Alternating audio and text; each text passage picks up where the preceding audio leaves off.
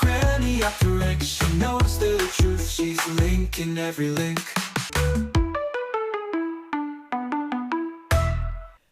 Hello.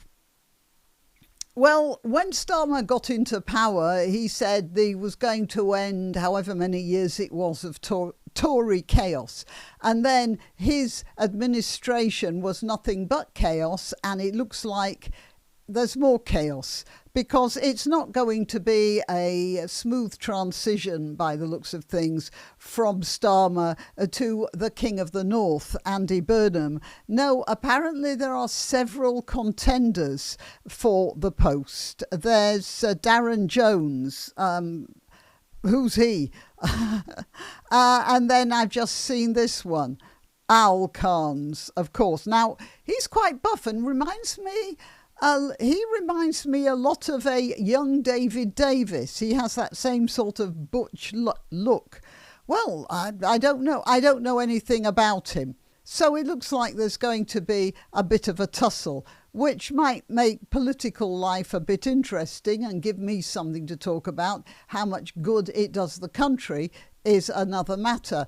Now, yesterday I saw a post on X by pretty well-known presence on X called Ben on Wine, and he made a post saying, do you feel sorry for Keir Starmer? This was just after his resignation speech, and at the end of his resignation speech, Starmer's voice started to break. It was very pathetic. He talked about leaving off being Prime Minister and doing the greatest job, which is being a good husband and a father to his wonderful wife and his terrific children. It was very emotional, but of course it's complete rubbish. There's a sort of standard joke about politicians who have failed talking about spending more time with their family. And he just said that. He just repeated it in different words. But actually, the greatest job is being Prime Minister of this country. And he was not doing it well. Look, history is filled with great men who are complete failures as fathers. And, we're only human, and generally speaking, we can do only one job very well at a time. I've seen plenty of these people in universities. You get mathematicians who are so involved in maths, they have no time for their families, even if they ever get to start one. You see this a lot. And I suppose it works the same in politics and art and literature. Think of all the great artists and the great politicians who were complete failures as fathers because their concentration on their job, whatever it was, science, literature, they neglect their kids emotionally, even if they are high earners. They're often just the worst parents, and frequently they're also the worst people. No, the greatest job really is to lead this country for the good of all. And if you're not prepared to make that sacrifice of a personal life, then you've no business being in that business in the first place. Being a good parent, of course, is a great job on its own. I stepped back from my career because I knew I couldn't do both. And I allowed my husband to concentrate on his.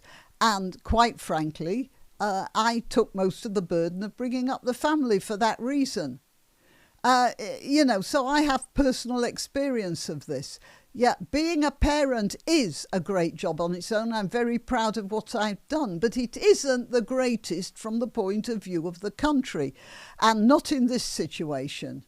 And the fact that he could say that, I'm going now to take on the greatest job, that of being a decent parent and husband. Well, that just shows where he went, one of the places where he went wrong. He went wrong in so many places. I had a lot of trouble actually sorting things out. So if this video is a little bit chaotic from a subject point of view, I do hope you'll understand it's just not possible to come up with all the ways that Starmer went wrong.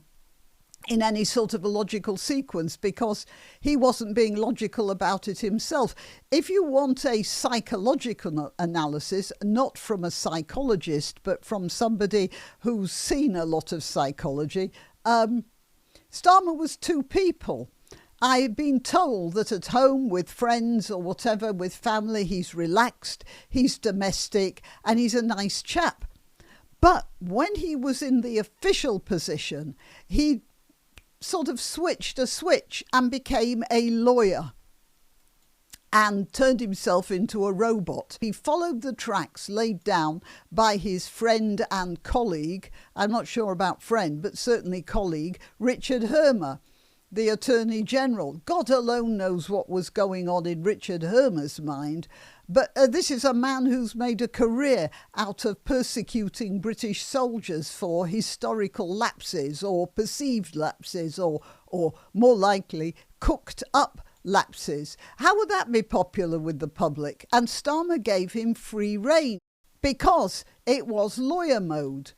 This lawyer mode led to the Chagos Islands debacle, which not only ceded British territory, but actually paid a completely uninvolved country and uninvolved and undeserving country, actually paying them to take it on, all in the service of some international law that had no power over Britain in the first place. That's been very unpopular. And he sort of forgot that he wasn't elected because everyone loved him. I mean, he was still talking about men having a cervix, to the embarrassment of the MSN interviewer who was trying to get something logical out of him. Just a minute, somebody's at the door. Oof, just the postman. Where was I? Yeah, nobody elected him because they loved him. They elected him because he wasn't a Conservative after the Conservatives had messed up. Meanwhile, he was talking nonsense to Andrew Thingy about men having a cervix, and he kept on talking about being the son of a toolmaker when even his supporters were laughing up their sleeves at that one. He was elected because the Conservatives didn't come out to vote. We were all so sick of the mess the Conservatives had made of Brexit and the police state they created during COVID. And Starmer didn't realise that he had to switch off lawyer mode when he was in office and be careful with a British public that didn't entirely trust him. However, as the Southport earthquake showed, his first reaction was to be like an angry headmaster confronted by a bunch of unruly children. And the British public didn't like that. After that, there was a veritable avalanche of things the British public didn't like. He recognised Palestine, which a lot of people saw as capitulation to the very increasingly unpopular Pakistani vote. He turned against Trump over the Iran war. Now, many people in the UK did agree with him, but a lot didn't. And certainly Trump didn't. And that would have had an effect internationally, as well as in the social media sphere. Remember, Musk was also on the side of Trump in that one. And as I said, there was the Chagos Islands debacle, the tussle with backbenchers over benefits. Yeah, he was right about that one, by the way. But here he showed his weakness because he lacked the strength to deal with the massed weight of his own troops. And then there's net zero. Ed Miliband has never been popular with the British public to start with. He didn't make it as Labour leader a few years ago, and people's opinions on him have not changed. Most ordinary people, myself included, see net zero as an idiocy at best and a scam at worst. And yet Starmer hung on to Miliband and his mad ideas anyway. And you could see how the people thought of that in the results in that famously non-conservative voting area in Scotland, where Conservative MPs are about as common as the Loch Ness Monster, they just voted in a Conservative MP in a landslide. And it was all because of the Conservative attitude to offshore oil drilling. All right, let's go on to the next bit. Rachel Reeves, Starmer's second in command, if you like, the Chancellor of the Exchequer, saying she was an economist at the Bank of England, turned out to be in customer relations or something. She announced cuts to winter fuel payments within the same weeks of being elected. It was within the month. You can't justify that, sort of making old people cold as your first law, the first law you pass. Nor can you justify shutting down the schools and the farms with extra taxes. It just looked like spite. But it's because they had made a commitment not to increase income tax and then discovered they needed more money for their benefits system that they couldn't shut down. So they were just scrabbling about for coins down the side of the sofa. So what with those and Southport and the high-profile Lucy Connolly and Peter Lynch cases, everyone got the message that Starmer wasn't on the side of the average working-class Brit. This didn't mean much to the middle-class so-called intelligentsia, the twits in Islington and Muswell Hill. They might have applauded all of this, but not necessarily. Quite a lot of the Islington, Muswell Hill lot, Crouch End lot, all those guys, they were also sending their children to private schools and might have felt a little bit irked by the extra costs they were being forced to fork out. But in any case, they're not the majority. They're concentrated in small pockets in metropolitan areas. And of course, the thing that got most of the general public quite exercised was the migrants issue. Again, Starmer had a lawyer's mode way of dealing with it. We can't do anything about it. Call out the Navy, call out the Army. No, that's against international law. And a lot of people demonstrated and a lot of people were punished by the law for this. A lot of people ended up in jail or under some sort of arrest. And there was a general feeling abroad, even among the intelligentsia, that things were going seriously wrong with the way this country was being run. You might just throw the tussle over the EU into that as well, because a lot of people voted against the EU, and seeing Starmer trying to drag us back is exactly what the Brexit majority doesn't like, and it's exactly what Starmer didn't understand. So we've got this general feeling that the Labour Party were just going for the little people. The ones without a lot of concentrated political influence. They were, as I said, pandering to the Muslim vote because they saw their political influence because they were prepared to vote as a bloc. But elsewhere, this wasn't happening. There's just this feeling that the government are not on our side. And that was a general feeling. And although, as I said, the intelligentsia seemed quite comfortable, that feeling would have seeped upwards. I am put in mind of the Peasants' Revolt. What was it, the 13th century or whatever? Was it the 13th or the 14th century? Hang on, I'm just going to check that. Yeah, Peasants' Revolt. 1381, it was the 14th century. The point is that it was put down with some viciousness, finally, by the government, and everybody thought things were going to go back to the way they were, but they didn't. They didn't.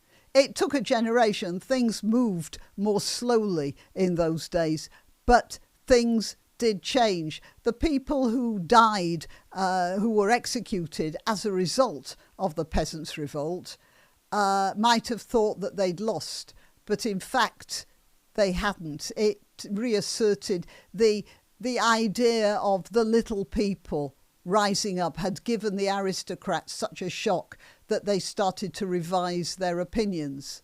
And it's quite obvious that that's what's going on here.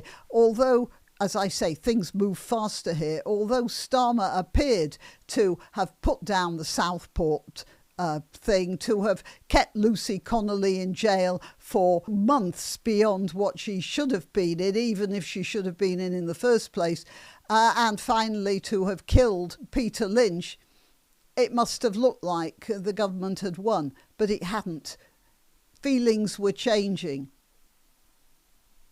I suppose Starmer's major mistake is the same as the one made by socialists throughout history and all over the place. They think because they're socialists and they have ideas about egalitarianism and all that stuff, Starmer believed he was a good man. And because he was a good man, he didn't think he could do anything wrong. So, for instance, he accepted gifts from a Labour donor, huge amounts of gifts. Why not? He's a good person, and Lord Alley's also a good person. After all, he wouldn't be a Labour donor if he was a bad person, now would he? I've never met Starmer, of course, but I have read that he got angry and personally offended by contradiction. And that's all part of that good person thing, because if you're a good person, how can you be wrong?